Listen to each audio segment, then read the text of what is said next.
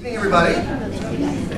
Nice to see you in such a big crowd. I like this a lot. If you feel too warm in the back, the windows could open, which I did up here, but I don't know what it feels like back there. You probably know I'm Scott Butchart, the Dean of the class of 2017. That sounds wrong, 19. They're 18. And what we have tonight is a group of very accommodating young seniors who came at sort of the last minute when I asked them if they'd come and talk with us for an hour about their experience and their parents' experience of the going to college process. On the assumption that you're all in somewhere, you all make your decision, mostly, yes or not? Okay. It'll be an evening in which they'll give some of their own personal anecdotes about how it went, and that allows some time for you to ask some questions as well. We'll be done at the stroke of 8 on the premise you still are doing homework. Bradford, yeah, all right, at least. And so I will, to accommodate the recording of it, be reiterating questions that you might have for them just for the sake of being audible to folks. Yes? But we'll start out, this is like a sound check. They'll all introduce themselves, and then we'll circle back to Justin, and we'll start hearing a little bit about what their experience felt like. Okay? And at the end, I'll reserve 3 or 4 minutes just to talk about my changing of gears. As you know, I won't be here, but we'll talk about that a little bit because I'm sure you're curious. Also, just wanted to add that I'm Deborah Miller. I'm one of your class reps with Jenny Hoffman and Dana Lozowski, who's on her way. Just to make sure, if you don't know, we're going to have some a little bit of social time afterwards. We've got some seltzers and cookies and things, and hope that you'll stick around. Thank you. Thank you. So, kids, go ahead. You can say your name nice and loud. Justin Wolfel. I'm Nathaniel Lieberman. Oliver Resnick. I'm Helen Beckler. Eli Fibel. Brad Sims. One more time. Brad Sims. So back to Justin, and kind enough to sort of, just from your own perspective, share what your experience getting to the college process felt. Yeah, so for me, we kind of started pretty early. We kind of started in the sophomore year, beginning of junior year, when we started to look at colleges. For me, it was pretty smooth for the most part. My parents were we were always communicating. I started talking to my guidance counselor pretty early about schools and everything, and where I should start looking, and the type of ballpark schools and everything. So I really started at the beginning of just going to different sized colleges, trying to see, figure out what I would want from school, what I want to do, if they have the stuff that I want to do. And then after that, when I actually started getting into the whole application thing, I wouldn't say I started extremely early, but I didn't start late at all. I kind of was just a constant dialogue between me and my parents about getting stuff done, making sure that the deadlines are that the deadlines are there, get your stuff done, get your stuff proofread, get your recommendations in early, and all that stuff. Yeah, I wish I had started that early. That would have been nice. I started sort of frantically looking at colleges at the end of my junior year, but I started preparing the application early enough. So I started writing essays the summer, June before my senior year, which was enough time to comfortably get them done and have everything ready, which I would definitely recommend starting the applications early. And then, the beginning of my senior year was sort of still trying to figure out a list of colleges that I would want to apply to. And like Justin was saying, had a wonderful time communicating with my parents. They're very supportive people, so that whole process worked out for me. And from there, since I had prepared my stuff during the summer, the application itself was a lot of work, but not too much work. Yeah, I've got a bunch of older brothers, so I started the college process just kind of looking at schools with them when I was pretty little,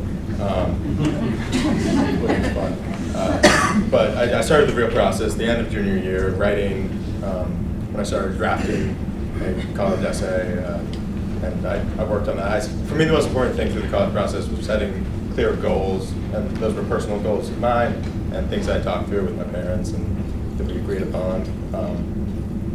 And then meeting them along the way. So for me, it felt really solid to have the essay done, or at least a solid draft of the essay done by the beginning of senior year, and then everything else kind of seemed manageable. Yes. Sorry, you're the only girl, Helen. Sorry. I guess I looked a little bit at the end of junior year, but I wasn't really into the college visits. I don't really like them that much, so I think it's okay if you don't go on a ton, and it's also okay if you do. For me, I did wait a little bit till the end of the summer, which I would say it would have been nicer to get the essay done and start getting really into the Common App during the summer, because I had a stressful first couple months. But once I started working with my parents, I was reluctant at first, because I'm usually I like to be independent with my schoolwork, and my parents aren't usually involved. But I had to get my mom's help on writing the essays and supplements, which was really helpful. So I think that was good, and just trying to get it done as early as possible. If they have time over the summer, that's a really good time to do it, because it can be stressful during the school year. My college process was very low stress. I think I visited maybe 2 colleges junior year, and neither of them were ones that fit me. I kind of went and looked at them with a friend, so I wasn't really interested in them. But over the summer, I drafted one essay, but the event that I actually wrote about happened at the end of the summer. So the draft that I wrote during the summer didn't really mean anything. So I did most of it in the fall of senior year. What was the event that you wrote? Maybe top secret, I don't know. It's not top secret. I'm a camp counselor, and I had a very troubled camper, and it was just how I deal with him. So in the fall, I knew I had a very intensive winter sport, so I kind of got it all done in the fall. And I did early action everywhere, so that kind of gave me a little bit of the time pressure, but it wasn't that tough, because I planned things out with my mom, and that was really helpful. So I'm an only child, so when I started the college process, I didn't really have any idea what I was going through. Speak up. I kind of started looking at colleges late junior year, and just kind of getting accommodated to what I was about to go through. But I didn't really start writing anything or have any distinct idea of what I wanted to do. And during the summer, I just didn't feel like doing anything, so I got nothing done. And so I pretty much just started senior year, which was not really a wise move. But it was relatively low stress. I'd say the most important things are as a student, finding something that you're really interested in, and finding somewhere that you really want to live. And I thought I figured that out pretty quickly. That's why I didn't have that much trouble writing my supplements and writing my college essay. And I finished it in not that much time.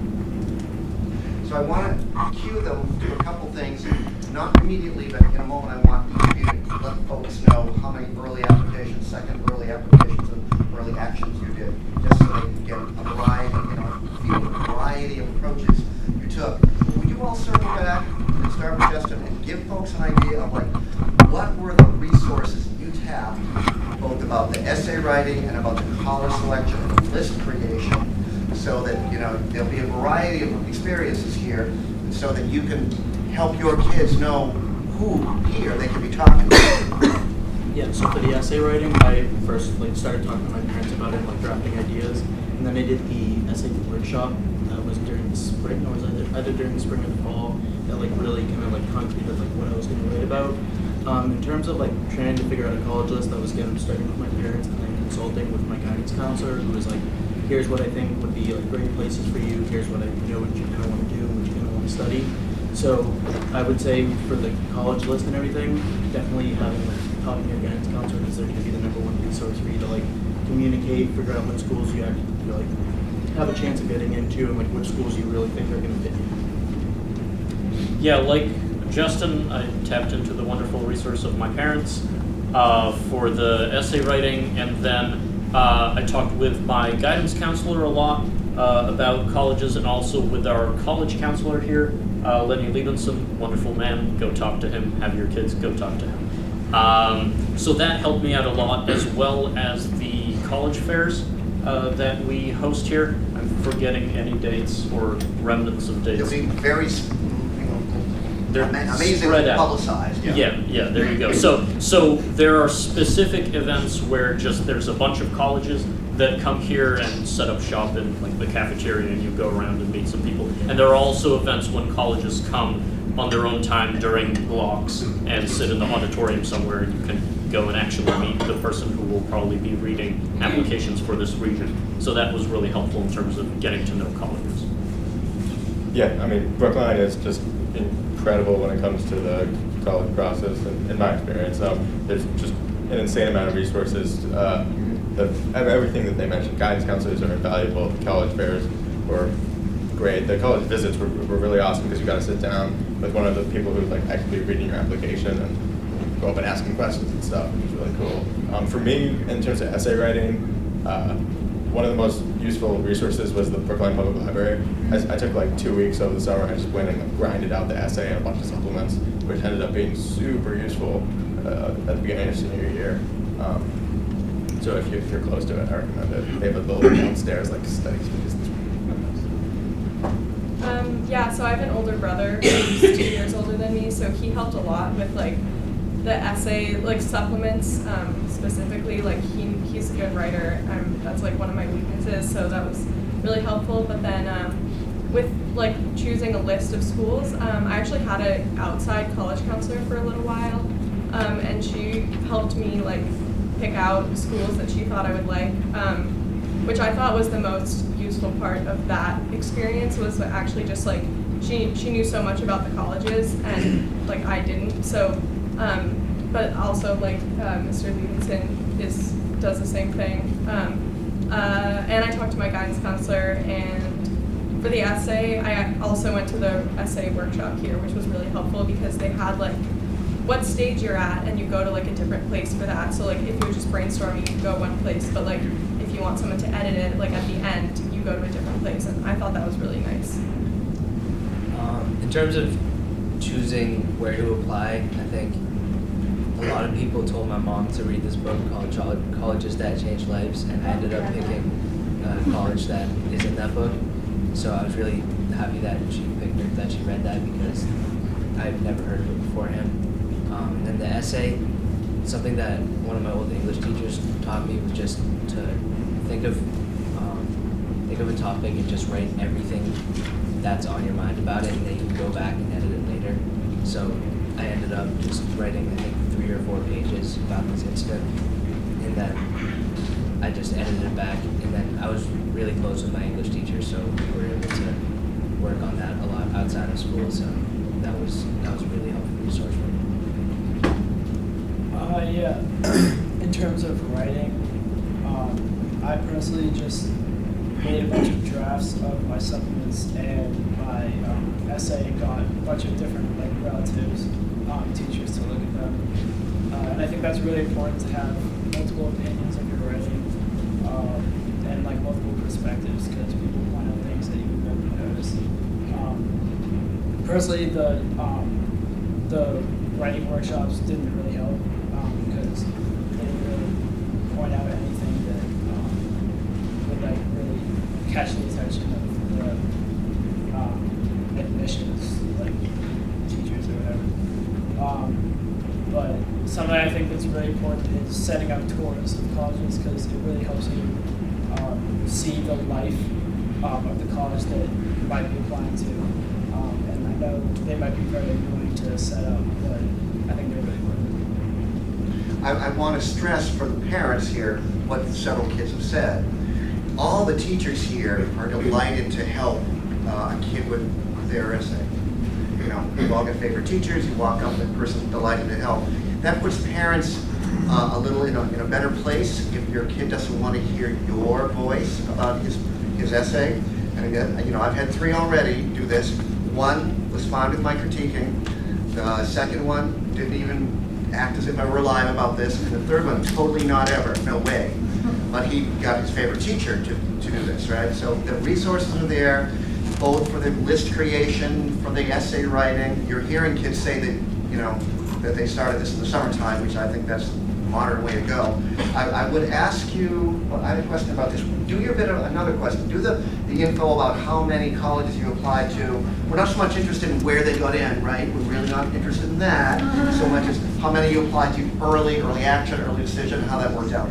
So I applied to 11 schools. I only applied to one early, and the rest of them were all regular decision. A little louder on the last part. Yeah, and the rest of them, the other 10 schools were all regular decision. I applied to one school early action, and I had gotten in a couple, I think maybe 3 applications for regular decision before I heard back from that school. And then once I did, I had gotten in, so I withdrew from the rest. I had other schools set up that I wanted to apply to, but then I decided not to. I applied to 8 schools early, one of those being early decision. I applied to an early decision school and then I think 6 other early action schools. I applied to 4 early action and 1 rolling admission school. I applied to 4 early action and 4 regular. So nobody applied to the 15 or 20 that exists in your sort of mythologically. We have plenty of kids who do, but none of these kids did. And I didn't hand select them for that point, only to say that they all were successful, okay, without having to like go to that extreme 20 thing, which my kid did for medical school. I suppose that's a different story. I'm glad to hear that actually. I wanted to say one thing about the work of the guidance counselors that you guys will either confirm or tell me before that. Okay? The conversations with the guidance counselors are intended to be so in-depth as to not need you to go out and hire a college counselor on the side. Helen's family did, and she liked it, as a lot of people do. But I'm here to say that the guidance counselor, you didn't like it. You said there was something good about it. Yeah. Okay, fine. The point is, the mythology that we all need to be doing that in the 21st century is probably not true. And although it might have been, when your kids were younger, particularly a tight fit to get into your guidance counselor's office, you are now prioritized above and beyond all the little people, right? And so all your needs are going to be, to my mind, very well fulfilled. Yes, children? No? I thought they would probably agree with that.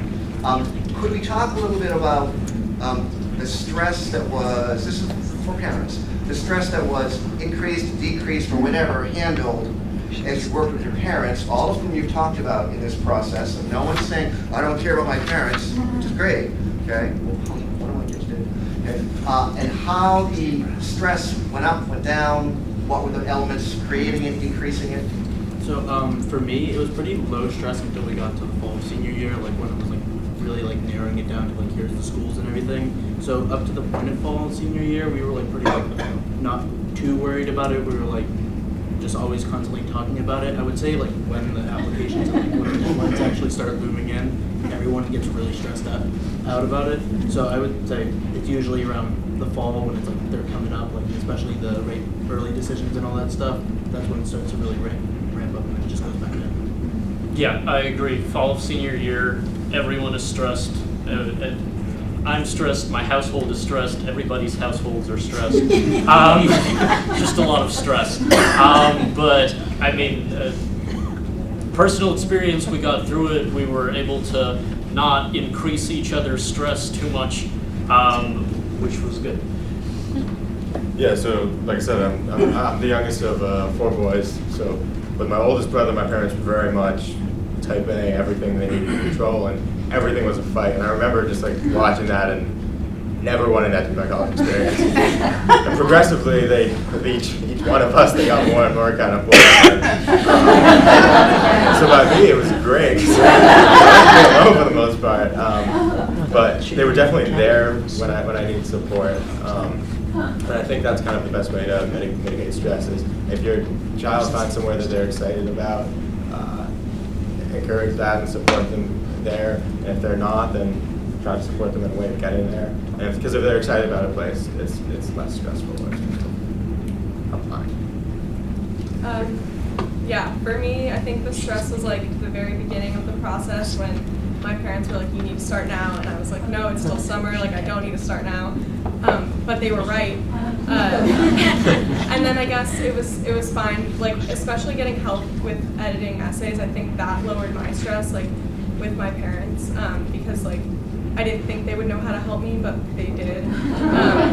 So I think that was really nice. And then obviously, like everyone else said, like it was stressful right before, but I think the best you can plan out your time is like the way to make it the least stressful. For the stress, like the ups and downs of stress for me, I think my dad made my stress go very high. My mom made it go a lot lower. So what my dad did was just when I got home from school, he would always say, like, "Are you done with your essay yet? What college are you going to?" And then my mom would come home and she'd be like, "All right, I'm gonna give you a deadline. So finish one paragraph of your essay by Wednesday, and I'm not gonna bug you till then." And when I didn't do it, she would bug me more and more, and like exponentially bug me until I actually got it done. And I thought that was really cool that she gave me the freedom to do it on my schedule. I'd say there were like two really like main points of stress for me. One was like the start of senior year when I realized I had done like nothing and I needed to like pick up the pace, you know. And the second was waiting for the decision, which can take agonizingly long, especially with the regular decision. You really do have to like wait a while. To my parents, fortunately, they were, for the most part, they just wanted me to go to a school that I wanted to go to, which really relieved the stress. They weren't like all like in this like process with me, and they offered a lot of support and help, which was good. But they weren't like backing me every day, which was like massive help. So let's boil this down. Some of you are starting to allude to parents do this, parents don't do that. And they're all individual people, different family dynamics. But the last time I did this, parents were like, oh, I can see their faces, good idea. Can each of you, and maybe you won't be able to do both, suggest one thing parents should do or could do to help and one thing they ought not to do, at least in your experience? And we might have to skip around a bit here. Who wants to go first? Justin's great. So the thing that I like my parents did a lot is after when we went to all these different like, schools and everything, we would always just like, talk about it, like, what I really liked about it and stuff. So like not like why didn't you like it, like all this stuff. They were like really like want to know what my point of view and stuff about it was. The only thing I would say is that especially when everything the essays, that the only thing I didn't like my parents were doing, they were like kind of what happened to Eli. They were like, you got to get it done, you got to get it done, you got to get all this stuff done. And they're like coming up, and I was like, it's not that close, but it's not that far away either. So I was like, if you leave me alone, I'll get my stuff done. That just reminds me of my own second son saying, if you say that one more time, I'm going to do it less often. I was like, okay. So I learned that.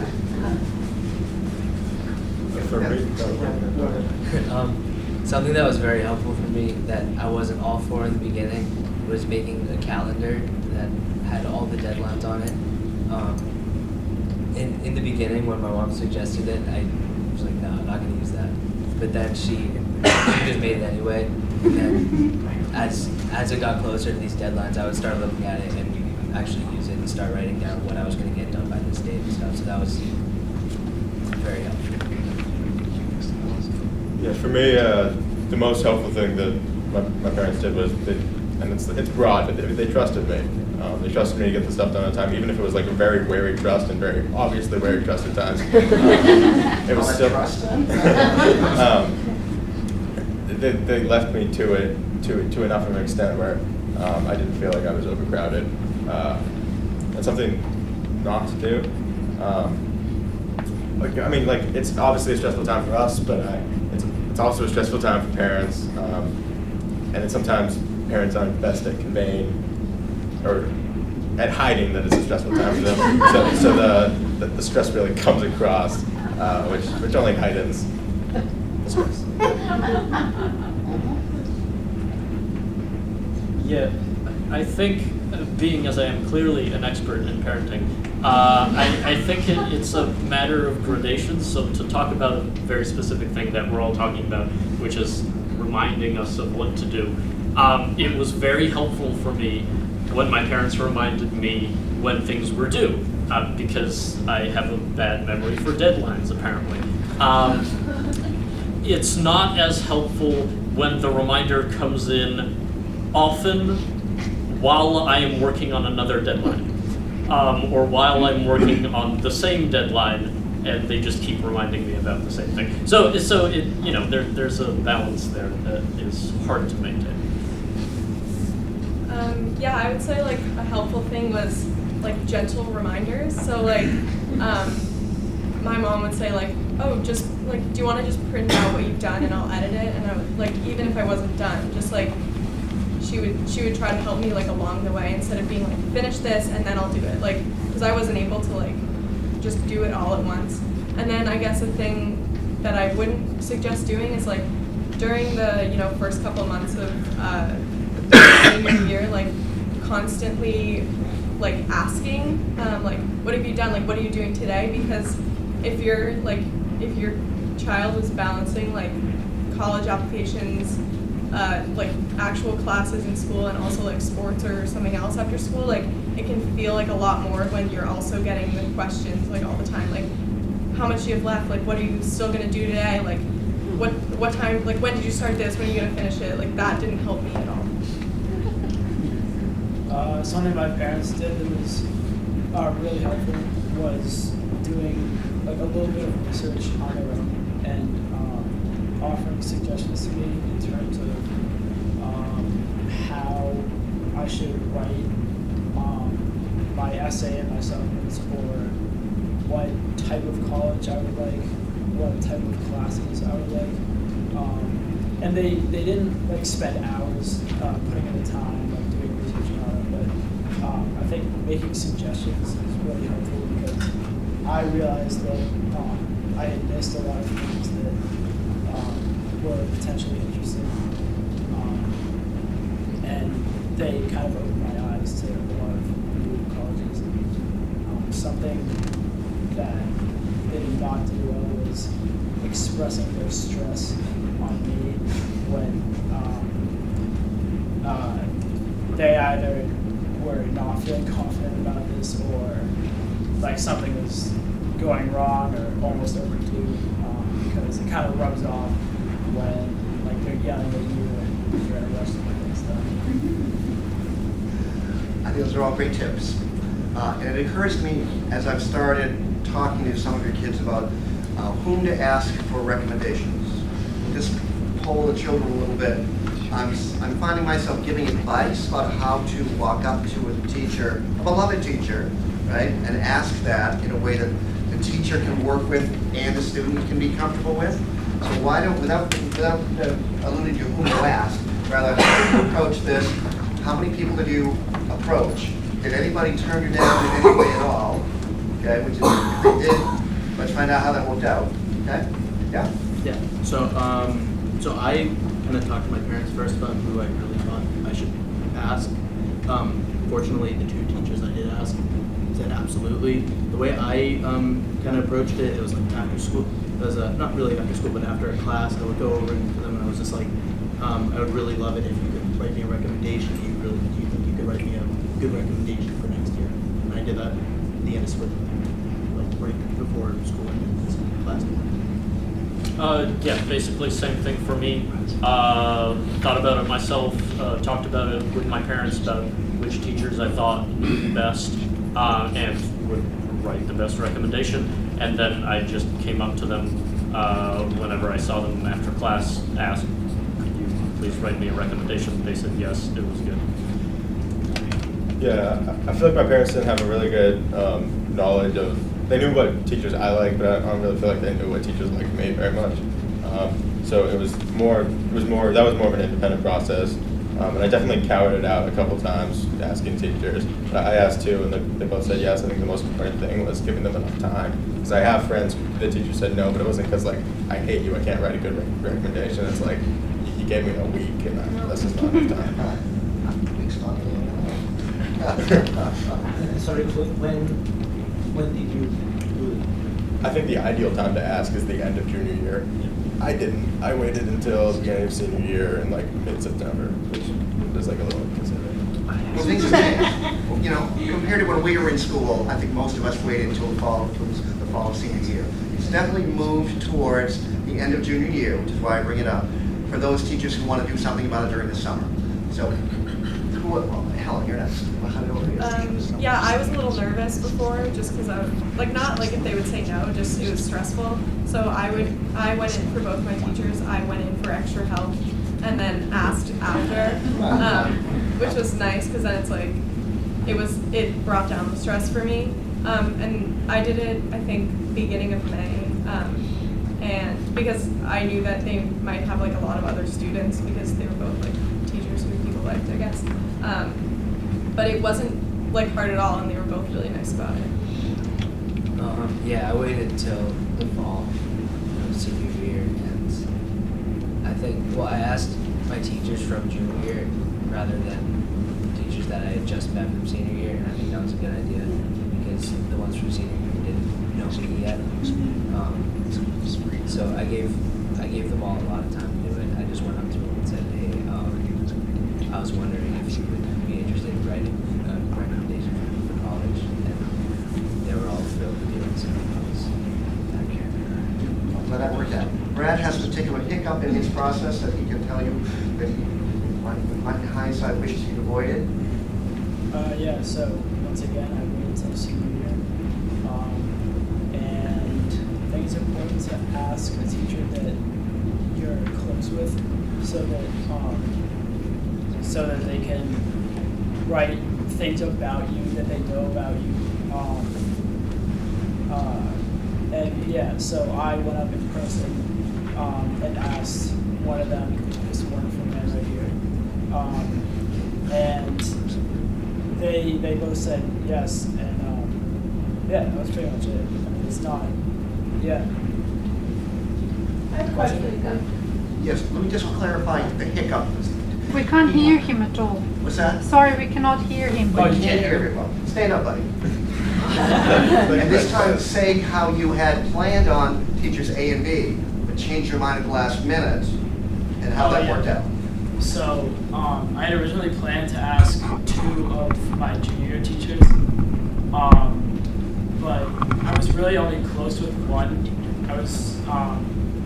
I did not feel comfortable asking the other, but I just didn't really feel like I was close with anyone. And I'm sure they would have written a great letter, but I wanted to ask someone who I felt closer to, someone who knew more about me, I knew more about them. And that was why I waited until senior year. And I asked both the teachers senior year, and one of them was junior year. And so that worked out fine. You're going to college. Yeah. So thanks. I want to clarify a couple things for your benefit, really, and then we get to your question, right? You heard some people perfectly successful waiting until the fall, okay? What you didn't hear was sometimes people go back to a sophomore year teacher whom they feel really close with. So there's the ideal, but I don't put much credence in the ideal at all. The ideal is junior year teachers and perhaps balancing the humanities versus science and math, which is that's great. That shows the breadth of the kid. My personal belief is even MIT likes to hear the kid can write well, right? Doesn't need to know the kid's a math prodigy. Likes to know that the whole person is a balanced, kid with lots of potential. So don't stress out about this thing. It all worked out great for them, as you heard. Even Helen's saying some teachers get a lot of requests. Sure, they're able to do it. They are in some fashion opening their doors to that by their attitude. Okay, so I wouldn't sweat this part at all. And Brad says, someone who likes you and who you like and can speak to you as a person, right? Beneath the Justin who's getting an A in my class. And as Justin said, I think the best language to use, a little off from what you said, if you ask a teacher if they're interested in writing, their mind goes, well, I wouldn't mind watching a TV show instead of writing that. So it might be better to say, do you feel able to write me a good recommendation? Then if there's any doubt in the teacher's mind, they find a very polite way to say, you might consider your ex-teacher instead, or something that would send the child off to a better place. So that's what I tell kids to do. This is not, to my mind, a highly critical phase, because all the teachers write really good recommendations here. They really do. I've been here a long time. Yep, good question. Did any of you guys respond? Did you guys get a recommendation from your guys' council? All the colleges expect that, as well as. What was the question? Repeat it. So, she's asking, does a guidance counselor write one? Absolutely, automatically. And then there's usually two, and occasionally someone who's not a teacher writes a character reference about how wonderful the kid is, or explains special circumstances that might not have come out super clearly. And just while I'm there, just while I'm in that place where blip territory, if any of your kids are human beings, they might have had a phase of time in which they weren't hitting on all cylinders, and it came out in a grade dip. The guidance counselors know all the details, and in ways that are very supportive, they not explain it away, but contextualize what might have happened, so the college can say, oh, that was a blip, that's not the kid's potential. Colleges are looking more than the kid's record, they're looking at potential for success, right? They absolutely want to hear that X, Y, and Z, and A, B, and C are all gonna do well in college. So I want you not to overstress about the recommendation piece, even if it makes you feel like cowarding out. It's not good. In a moment, there are going to be more questions here, and it's 25 up. Nope, 20 up. So I'm ready to let you ask questions of the kids, and I'll probably repeat them back to the camera. I have a question for you. Have any of you asked anyone, you alluded to that, other than teachers and your guidance counselor for recommendations, such as a coach, a pastor, or someone else that has known you in your life? I'm just going to repeat it for the sake of the camera here.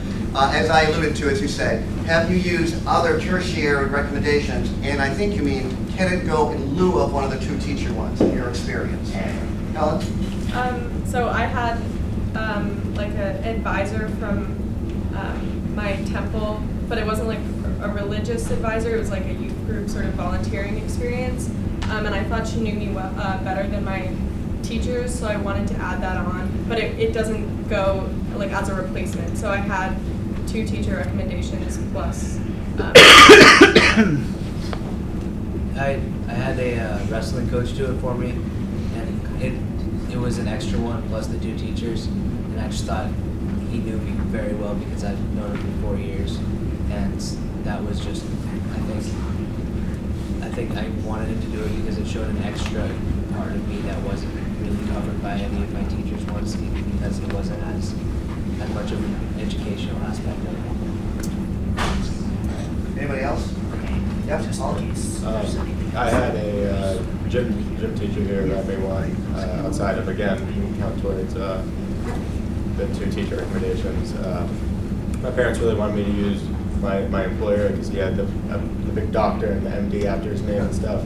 But I think it's more important, especially for a outside recommendation, that it's someone who really knows you and can really speak to. And I had a PI, a professor I had worked with the summer before my senior year. Right, investigator? Principal investigator. So in a science laboratory that I had worked in, I had him write me a supplementary recommendation. Again, it doesn't replace the two teacher ones because it had been a really important experience for me, and he got to know me during that, so I thought it would be good. And the reason why we don't talk about this much in the big schema, the bigger the school, the less likely they are to care about the tertiary thing.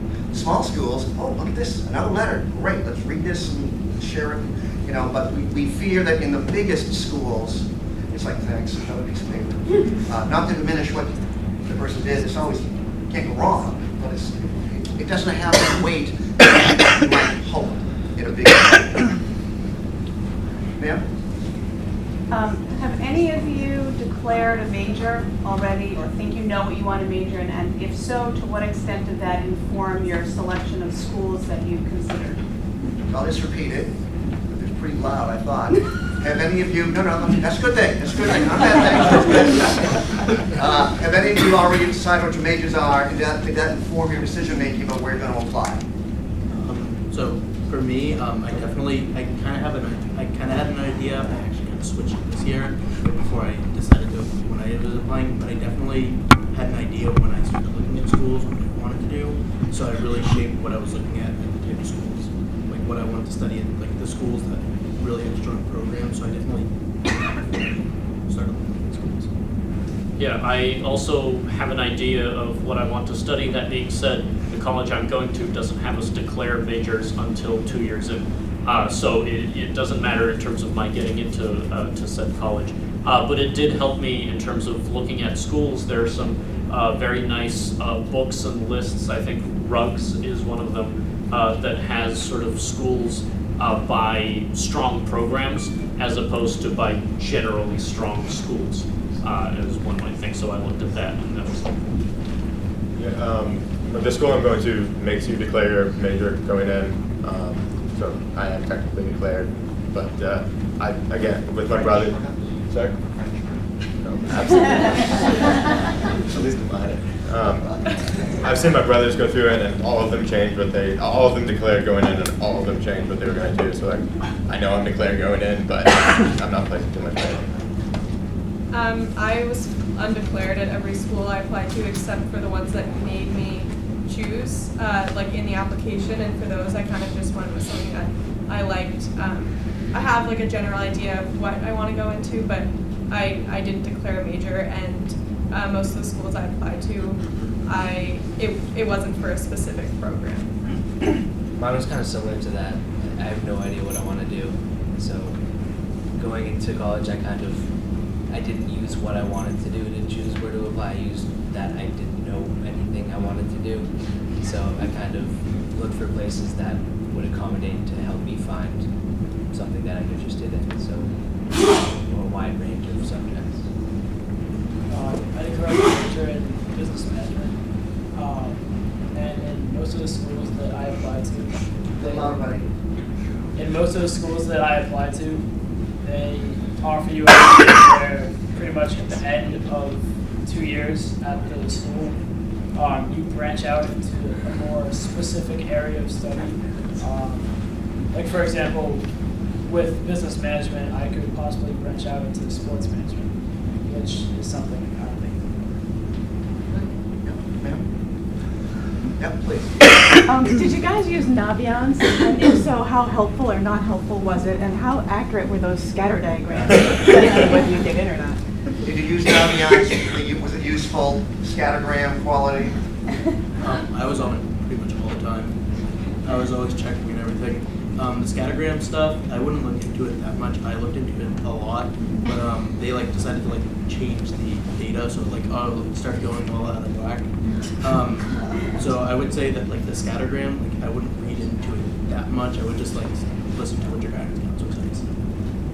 Yeah, Naviance was very helpful, especially the college searches on it. There's one that's like the advanced super or something. There's a lot of adjectives before it. And then college search, use that one. It's great. It's very specific. You can put in a lot of information about yourself, and it spits out colleges that you can then look into. The scattergrams, I found it hard to find the little green boxes that show people who got in among all the other different colors and shapes. But otherwise, they were pretty helpful in terms of getting. Optometry is a career. Yes, there you go. Something I'm definitely not going into. So I found that confusing, but otherwise, I think they were gave a good general idea of what kinds of people get into what kinds of schools. Yeah, honestly, I didn't use Naviance at all. I checked my GPA on there every couple months, and scattergrams occasionally. I think it's a great resource. I used the what's the content? The Common App a lot more. Yeah, and with the scattergrams, they're good for finding some information, but it doesn't mean just because you're placed in the X's you're not going to get in. But it's good for finding out how to position yourself when you're applying, what type of applicant you are to that school. I would say the same as basically what everyone else said. I looked at them, and sometimes it stressed me out, and sometimes it made me feel oh, I actually can get in here. But I haven't looked back at it since I've gotten like accepted and rejected, so I don't know how it actually matched up with what happened to me, so it could be totally off. I think there's good and bad in Aviance. I think it was very helpful, as you said, the college search. I think that was really helpful to kind of see what kind of places that would fit me. But then I started looking at the graphs, and I started looking up places that all my friends were applying, and then placing myself with the GPA and the ACT score, and noticing I was way below that, and I was like, oh, wow. That's good to know. So it kind of taught me like where I am and to be okay with that. So I think that was a plus too, actually. Yeah, Naviance is really helpful, especially when I was first starting out. I used it a lot. The college search was very helpful. Naviance is good at giving you a general overview of information about the school.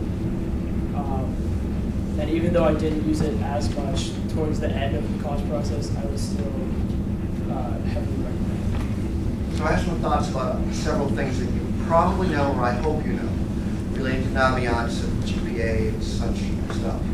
You realize that our GPA calculation is completely like fabricated out of thin air, because we don't count grade 9 grades in our GPA calculation, and lots of other places do. We don't weight our GPA, and other places do. And colleges take our GPA, and for their purposes, a lot of places, and the smaller, they're more likely to do. They completely deconstruct and reconstruct the electives coming, PE going and coming, and all that stuff that makes the numbers all like a moving target. So when your kid starts to stress about GPA, he or she ought not to do that. It's really about the transcript, because colleges look at that. They really do. I know you've been down this road with the guidance counselors. They look at level, they look at, what's an AP class, the leveling, and how well the young person has done. So it's really hard for parents who are new at this to know what are the really valuable pieces. I would say GPA, it's all a relative thing. Transcript, it's relatively more important. I want to point out as well that I'm going to have each of them say how many they were rejected by, if you don't mind. Would you do me that favor? I got rejected by 2 schools. None. That's good for you, buddy. 12. Rejected by 12. Here's the other end of the spectrum. There we go. Like 6, and then we listed at 3. 1. So what does that mean? You don't know what that means, right? That means we're all over the board here. My second kid, did 2 early action things, maybe 4. Got in all of them by Christmas, early action, not early decision, and then received on March 30th, whatever, ding, ding, ding, ding, ding, ding, ding, ding, ding, simultaneously, reject. That was fine though, he was already in 4, right? So it's really, what will be your strategy? And if you feel unequipped for strategizing, we can talk about this, because there's lots of parts to it, but I hope for you all to have a strategy. The last part of the reality is that I'll use Colby College, where my number 3 is going, my oldest went and I went, which sounds like a very desirable place, and it is at my house. Here's what happened. Over 4 or 5 years, the number of applicants doubled. In a small NESCAC school, 1,800 kids, the number of applicants doubled. Why did that happen? They took away one of the essays and they made it a free application. They did that on purpose because they think they're Williams and Amherst. They're not. They'd like to be. And so that drove their acceptance rate down from 25 to 20 to 17. This year here, whatever year it's going to be, 22. Okay, it increased by another 1,000 kids. Another 1,000 kids. They drove their acceptance rate down to 13%, so we're like Williams and Amherst now, right? And then they've done other things to draw in, artificially, these huge numbers of applicants. I'm delighted that we didn't have 20 applications. That is the motor of the steadily decreasing and rapidly changing environment that your kids are going to apply to. So how is Naviance going to be reflecting that new reality? I wonder. Already it's sketchy to the real clients here. So effectively believe nothing, but ask around a lot. That's what was supposed to be a joke, yeah. Ask around a lot, because all the different perspectives all matter here. Can you speak more to what you mean that the college looks at the transcript versus the GPA? What do you? Yes, what's it- yes. The GPA, in an unweighted place like Brookline High School, at whatever level you take, if you get an A, you get the same 4.0. And so that's great. That's philosophically where we are. We agree with that, administratively. Philosophically? Well, we do. I have to go to Needham and defend this, actually. I go out there and I say, no, you guys are wrong. Colleges know that that's constructed by, in terms of the individual school's philosophy. Needham High School, they weight things, so the kid getting an A in AP this and that gets a 5.0, not a 4.0, so it looks like they're doing better numerically. It's like, we don't want to be, no one gets sucked in by the numbers here. Colleges say, excellent, wonderful, your GPA is fantastic, show me what classes and what level you took. That's what that means. Is that too simple? That's what it is. Does the transcript include ninth grade? The transcript that we send shows ninth grade. Yes, absolutely.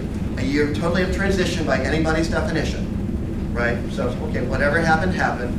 But ideally, the increasing ability of students to perform well in increasingly difficult and challenging classes is what the most select colleges are looking for. Okay?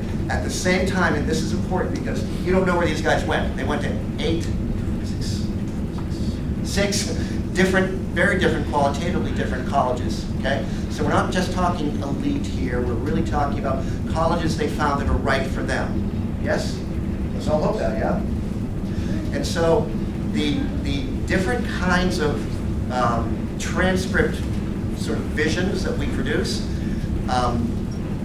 evoke like great at one college and like promising at another. And so it's just not a cut and dry kind of thing. It's definitely a spectrum, a big, very broad spectrum. And wherever your kid is along that spectrum, and especially as they develop, from the end of this year and since when they arrived, and they've developed and changed and grown and challenged themselves ideally more and more. That's what colleges love to see. But an important sort of difference between different kinds of colleges is, are you looking for already proven product or potential for growth? And my number 2, who went to Earlham, which you've never heard of? Oh, I've heard of it, come on down. Earlham College, wonderful. 1,000 kids in the middle of nowhere, Indiana, happens to be, who left that? All of us. Happens to be the perfect college for him, in terms of personal growth and engagement. And he was a boy from the Northeast. He was sort of jockey and sort of well-rounded, sort of like average. He got in there, and then he was so desirable there that in February they write to him to say, "We want you to come visit. We'll pay for your flight." He was out there at another college of the same sort of ilk, not super selective, but small, intimate, great teachers, middle of nowhere. Called him and said, "We want you to come visit us. We're going to pay for your flight." And so that was because he was willing to go out of the Northeast, because he was willing to be a boy, which helps in this day and age, and because he was well-rounded and he had never proven himself as a historian he's going to be when he finally gets out of there, just 2 short years, becomes a teacher, and returns here maybe. Ironic. So I just want to stress the spectrum feel. Your kids are all in different places. They're all different people. They're all going to look at different colleges and different matrices, and different constellations of interest.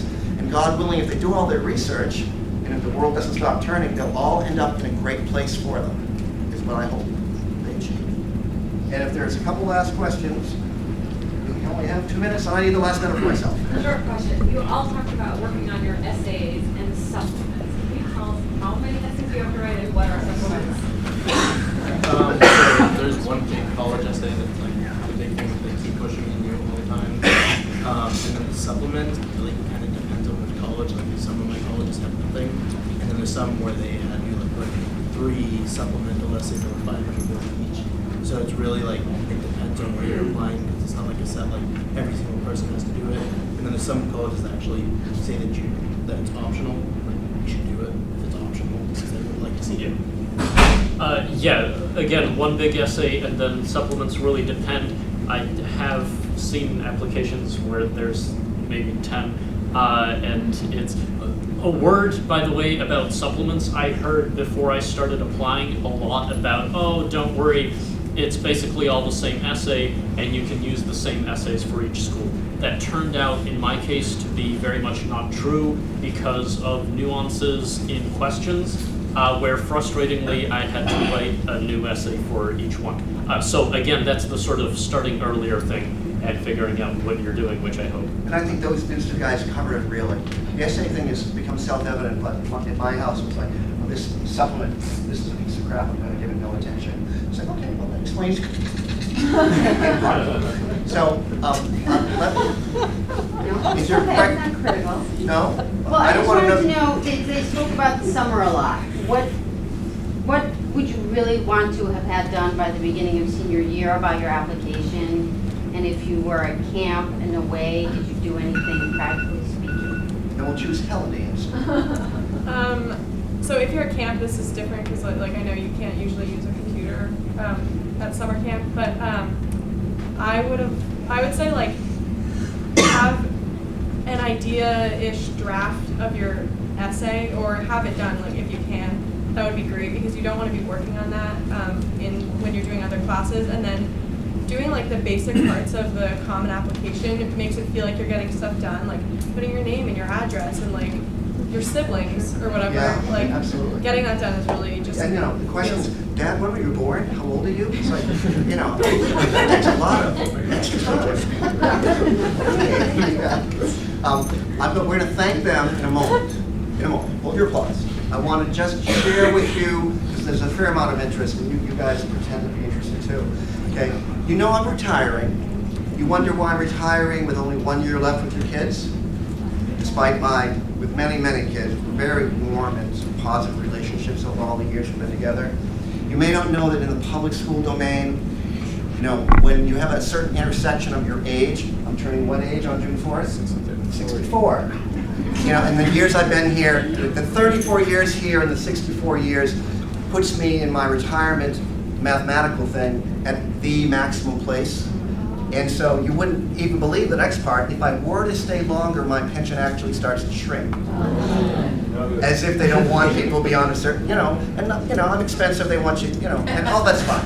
The good news is this, I realized I should be doing this in the winter when I wrote to everybody, and that's what I said I really meant. It's been tremendously, educational for me, personally, like I've grown to be who I am right here. And this place has been my family for years and years, as you can tell. What I've decided to do, and it came out to be easy for me to do, was go and teach in the private sector starting in September. And so I didn't know that I would do that. I didn't know if I wanted to part-time, full-time. It sort of fell in my lap. Of course we want you to come teach here. It's like, whoa, that felt great. So starting September, I'm going to be going back to my first love, teaching foreign languages at the Rivers School in Weston, which turns out to be a great way for me to continue what I love the most. So I did want to share that with you just to let you know. Kids are curious about that. Some kids don't even know I'm leaving. It's like, what? But that's okay too. So I would like to thank our panel. All of them were great people and we gave them a lot of